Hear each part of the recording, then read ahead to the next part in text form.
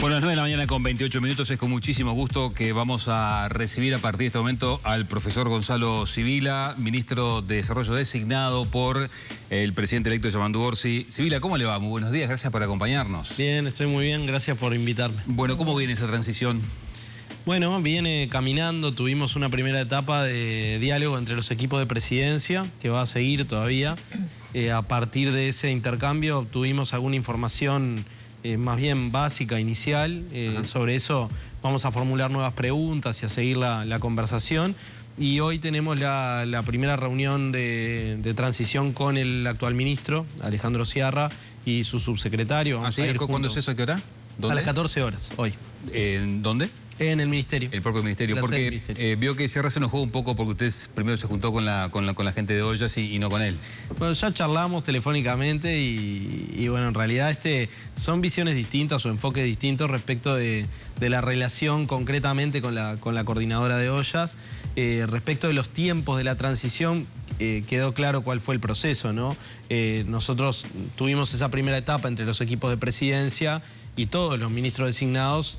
Mientras tanto tuvimos reuniones con otras organizaciones o con otras personas porque bueno, no teníamos tiempo para perder en esto de empezar a recabar información sobre cosas que en nuestro caso, en el caso del Ministerio de Desarrollo Social, que me va a tocar asumir a partir del 1 de marzo, tienen mucho que ver con el trabajo que desarrolla mucha gente en territorio, ¿no? Organizaciones sociales de distinto tipo, no solo la coordinadora de Ollas, sino otras organizaciones también. Conversamos con UNMIDES, los trabajadores del Ministerio, uno de los sindicatos que representa a trabajadores del Ministerio, y también con otras organizaciones. Estuvimos con el cardenal Sturla el otro día, invitados por el presidente electo Yamandu Orsi, en una parte de la reunión en la que justamente conversamos también sobre los temas sociales y el trabajo que desarrolla la Iglesia Católica en territorio. Sí, así lo que le cuestionaban de alguna manera las autoridades actuales del MIDES, y no tanto Sciarra, sino algunos cuadros de direcciones, es que elige entrevistarse con una organización que está denunciada por el propio MIDES. Sí, escuché las declaraciones, no es algo sobre lo que hayamos podido intercambiar porque no hubo una comunicación, digamos, en relación a este tema más privada, particular, digamos, como para conocer un poco los puntos de vista. Yo tengo un muy buen concepto del trabajo que ha hecho mucha gente durante todo este tiempo de dificultades, de crisis, de emergencia social en el territorio. Obviamente que en todas las organizaciones, coordinadoras, redes, hay también iniciativas de distinto tipo, gente con distintos perfiles. Lo que es muy importante es que las instituciones del Estado que trabajan en los temas sociales no rompan el diálogo ni estigmaticen el diálogo con organizaciones que están haciendo cosas por la gente. ¿Qué pasó con la red de Ollas? Yo creo que hubo dificultades objetivas en el diálogo y una suerte de escalada que fue complicando las cosas, pero lo decía el otro día, lo vuelvo a repetir ahora, nosotros no estamos en este momento para hacer valoraciones sobre la gestión actual.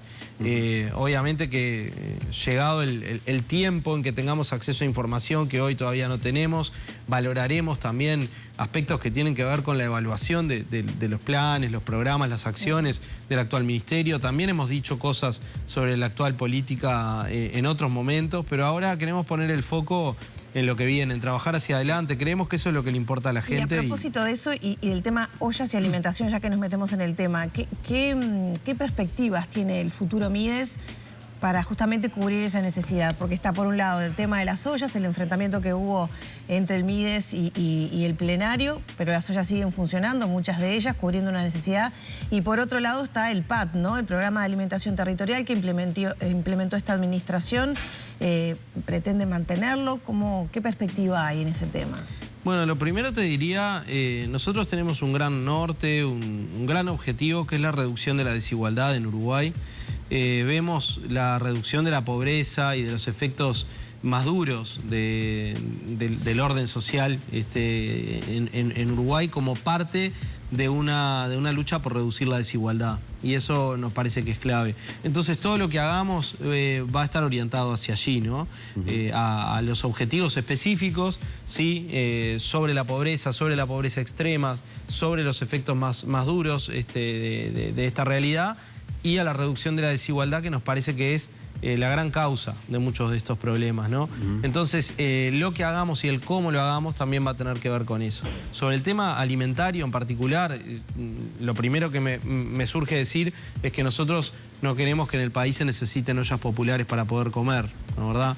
Queremos que cada persona, cada familia pueda resolver su situación alimentaria, la satisfacción de necesidades que son muy básicas y elementales, como la alimentación y una buena alimentación, sin necesidad de recurrir a una olla y ojalá sin necesidad de recurrir también a una política específica de alimentación por falta de ingresos y de posibilidades, ¿no?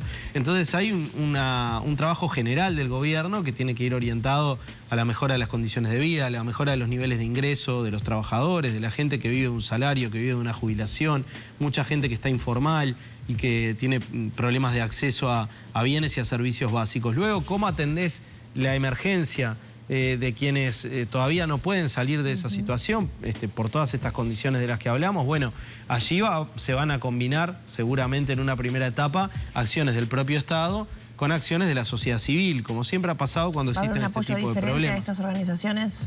Va a haber un diálogo que seguramente implique coordinar acciones, trabajar en conjunto. Se ha hecho desde otros niveles del Estado, ¿no? Pienso en la Intendencia de Montevideo, el diálogo con la Coordinadora de Ollas y con otras redes y ollas populares, porque no todas están en la coordinadora, ha sido permanente el apoyo, incluso se está llevando adelante una línea de trabajo que son los llamados fondos por más, que implican que organizaciones que empezaron desarrollando un trabajo alimentario, digamos, tipo ollas populares, puedan también asumir otro tipo de proyectos más vinculados a educación, a también salidas laborales, a cuestiones culturales, en fin, ahí hay un mundo de cosas que se pueden hacer para las cuales la organización de la gente no es un problema, no es un obstáculo, al contrario, que los vecinos estén haciendo cosas en los barrios, para nosotros es una gran riqueza y es una posibilidad. Va a aparecer más plata seguramente. ¿El presupuesto del MIDES se incrementará en comparación con el actual en el futuro gobierno? Bueno, ustedes saben que el presupuesto del Ministerio de Desarrollo Social tiene una línea de base y después sistemáticamente se ha reforzado con lo que se llaman refuerzo de rubros en el presupuesto y bueno, esa es una realidad bastante permanente en la vida del Ministerio. Es un tema al que tenemos que ingresar con cuidado, estudiando la información que se nos proporcione. ¿La idea es que esos refuerzos ya formen parte del presupuesto original? Yo diría como concepto general que es bueno que los organismos del Estado, las instituciones del Estado, sinceren de alguna manera sus presupuestos, porque bueno, no pasa solamente con el Ministerio de Desarrollo Social. Yo que he estado en la Comisión de Hacienda y Presupuesto del Parlamento durante bastante tiempo, esta realidad de los refuerzos de rubro, casi como parte constitutiva de los recursos de un inciso, de un ministerio, es algo que sucede en varios casos. Entonces, siempre que se pueda avanzar en sincerar eso, en que esté expresado de una manera más clara, más nítida y menos contingente, digamos, en las asignaciones presupuestales, creo que está bien. Sobre qué recursos pedir o para qué, digamos, cuando digo pedir es discutir a la interna del propio equipo de gobierno la asignación de los recursos en estas áreas. Creo que necesitamos información que hoy todavía no tenemos. Sería irresponsable de mi parte con los datos que tenemos al día de hoy decir, bueno, necesitamos más recursos para esto, ¿no? ¿Verdad? Hay algunas prioridades importantes, ¿no? Yo pongo una que creo que hace a las características de este tipo de política que yo les comentaba que queremos llevar adelante, que es el fortalecimiento de las capacidades barriales, de las capacidades comunitarias. Es trabajar con el entramado social para fortalecerlo, porque eso redunda en menos violencia, en mejor convivencia, en posibilidades de desarrollo de las personas. Después puedo seguir con infancia, con cuidados, con la revisión del sistema de transferencias, que también está en el programa del Frente Amplio. Eso le quería preguntar justamente. Con temas urgentes como calle, personas privadas de libertad, en fin. A propósito de transferencias, de acuerdo a la información que tiene, bueno, usted nos acaba de contar que hoy se junta con Sierra y seguramente tenga más información, pero ¿ya tiene claro qué va a mantener de lo que ya hace el MIDES? Pienso, por ejemplo, la reducción en la tarifa del supergas, la tarjeta social, ¿eso se va a mantener? Bueno, a ver, todo lo que nosotros evaluemos, que a partir también de la información que se nos proporcione y de nuestro propio estudio, que es positivo, impacta positivamente sobre los objetivos que tenemos trazados para la política del Ministerio, lo vamos a mantener, lo vamos a profundizar, lo vamos a mejorar. Hay cosas que yo he dicho en estos días que me parece que se hicieron con buena intención o que son buenas intuiciones, pero que en la implementación tuvieron problemas. Y esto pasa siempre, no pasa por ejemplo, en el gobierno, ¿no? ¿Qué medidas? Citaba como un ejemplo en el caso de Calle, por ejemplo, valga la redundancia, la diversificación de dispositivos, ¿no? Se intentó en un momento, por ejemplo, con un dispositivo tipo paradores, para personas que no estaban dispuestas a ir a un refugio, permanecían a la intemperie, tener una especie de lugar de contención. Bueno, eso tuvo algunos problemas de implementación, tiene que ver obviamente con los costos, tiene que ver con la participación de personal técnico también dentro de este tipo de dispositivos. Allí se apostó mucho al trabajo voluntario, que es algo en lo que nosotros también creemos, pero que en situaciones de tanta emergencia, de tanta dificultad, tiene que ir combinado también con un trabajo técnico de forma adecuada, ¿no? ¿Pero mantendrían entonces el sistema paradores, por ejemplo, lo mantendrían? Hay que mirarlo porque también eso fue un intento que se hizo en su momento y después quedó un poco por ahí. Bueno, hay que conocer los motivos también por los que esa experiencia no se escaló, no siguió adelante. Pero digo, lo cito como un ejemplo de algo que tuvo una intención, ¿no? Que nosotros compartimos, que es la de diversificar dispositivos para también atender situaciones de personas que a priori no están dispuestas a ir, por ejemplo, a un refugio. La extensión de los refugios a un régimen de 24 horas, que es algo que ya estaba planteado entre los objetivos de la política de gobiernos anteriores, también nos parece una buena cosa. O sea, ¿qué se puede esperar para las personas en situación de calle del próximo Ministerio de Desarrollo Social? ¿Cuáles van a ser las primeras medidas? ¿Qué objetivos y en qué tiempos piensan cumplirlos? Bueno, insisto que con la información que tenemos al día de hoy nos es difícil decir esta medida en este momento, ¿no? O sea, hay que generar planes ejecutivos. Bueno, pero la gente en la calle no es nuevo. No, ni que hablar. El problema es un problema que existe desde hace mucho tiempo. Lo que podemos decir es que comprometemos desde ya un trabajo permanente sobre este tema, un trabajo en el que queremos involucrar a personas que han estado abordando los problemas de calle desde hace mucho tiempo, también desde la sociedad civil. Hay mucha gente trabajando en este tema en la sociedad civil.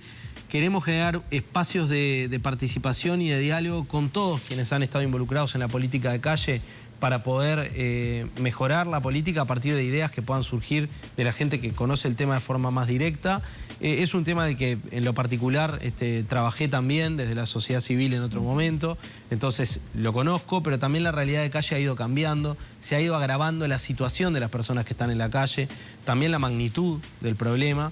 Y lo que se puede esperar es que haya dispositivos diversos para situaciones diversas. Nosotros tenemos que diversificar, tenemos también que trabajar sobre una mejor relación del trabajo de las organizaciones sociales, incluso las que gestionan proyectos del Ministerio de Desarrollo Social con el componente técnico, que muchas veces incluyen este tipo de propuestas gestionadas por distintas organizaciones de la sociedad civil, pero hay que trabajar en el funcionamiento y en la articulación de los distintos componentes. Y bueno, ni que hablar, tener una respuesta de emergencia también muy aceitada, que eso es algo en lo que queremos trabajar desde el día cero, porque también a los pocos meses vamos a estar ingresando en el invierno, claro. Hay un plan invierno que tenemos que encarar, o sea que es un tema al que le vamos a poner una primera prioridad, digamos. Para el futuro ministro de Desarrollo Social, ¿es un derecho de las personas vivir en las calles?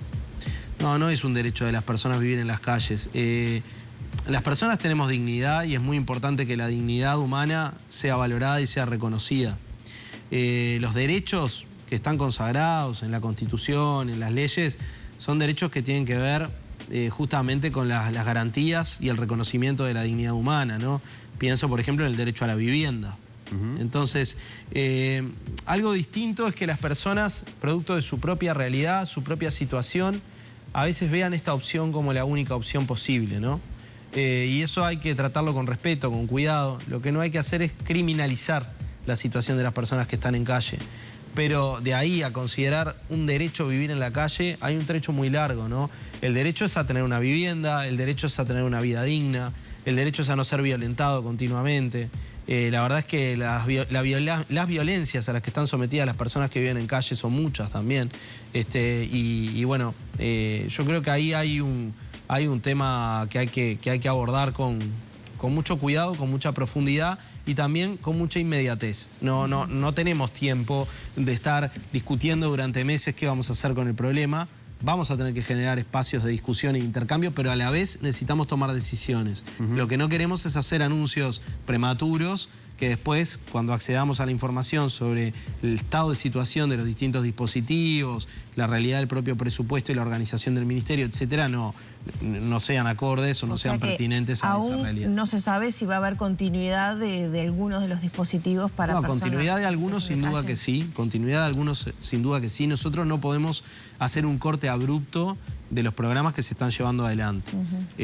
Tenemos que evaluarlos, tenemos que recibir información de calidad y sobre esa base tomar decisiones. Pero evidentemente que va a haber continuidad de programas, como hubo continuidad también del gobierno anterior con este, porque no en la política pública las cosas no empiezan ni terminan el día en que asume un gobierno, ¿no?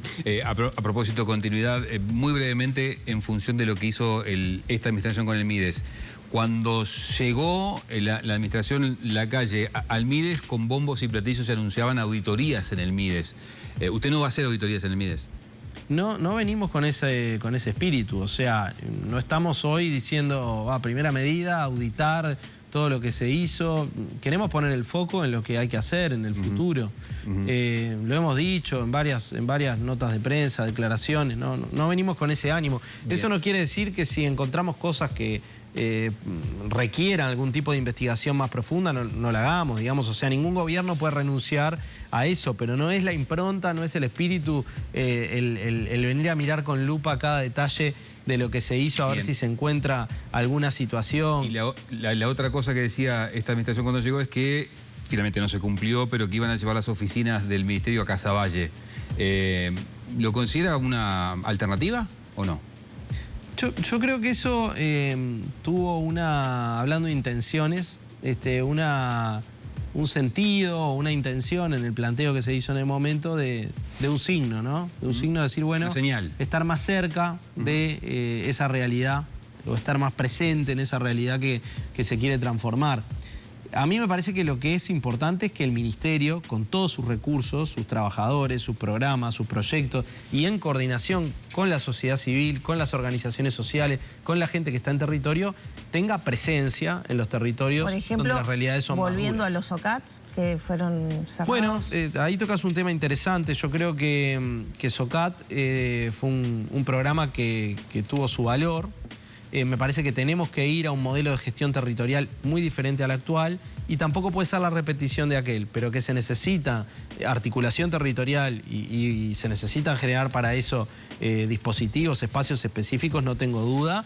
Hay mucho para aprender del proceso de SOCAT, como también hay para aprender de otros programas o proyectos. Pienso, por ejemplo, en programas prioritarios que se desarrollaron, sobre todo se iniciaron o se profundizaron en el periodo de Daniel Olesker, cuando fue ministro. Lo conozco más de cerca por el vínculo con Daniel, ¿no? Del mismo modo que hubo otros proyectos en otros gobiernos. Recuerdo el llamado Plan 7 Zonas. Recuerdo, planes que algunos persisten, como Uruguay Crece Contigo, Cercanía, CETAF, Jóvenes en Red. Bueno, ahí había un montón de programas, proyectos que también son inspiración, o de alguna manera hay que mirarlos, hay que leer sus evaluaciones, estamos en eso, ¿no? Para pensar también qué cosas de eso se puede retomar. Pero la presencia del ministerio, insisto, no es donde está el edificio o donde está el ministro en una oficina. Es donde estamos en territorio, es que efectivamente haya presencia. Si además eso se puede acompañar de alguna gestualidad, alguna cuestión simbólica, digamos, de magnitud, y bueno, se evaluará su debido tiempo, pero creo que también quedó demostrado un poco por ese proceso que el anuncio después no pudo ir acompañado de una concreción. Y nosotros no queremos que suceda eso, entonces queremos ser cautelosos también. Bien. Gonzalo Sibila, futuro ministro de Desarrollo, muchas gracias por acompañarnos. Seguramente tendremos muchas oportunidades de conversar sobre la gestión. No, gracias a ustedes por invitarme. Muchas gracias.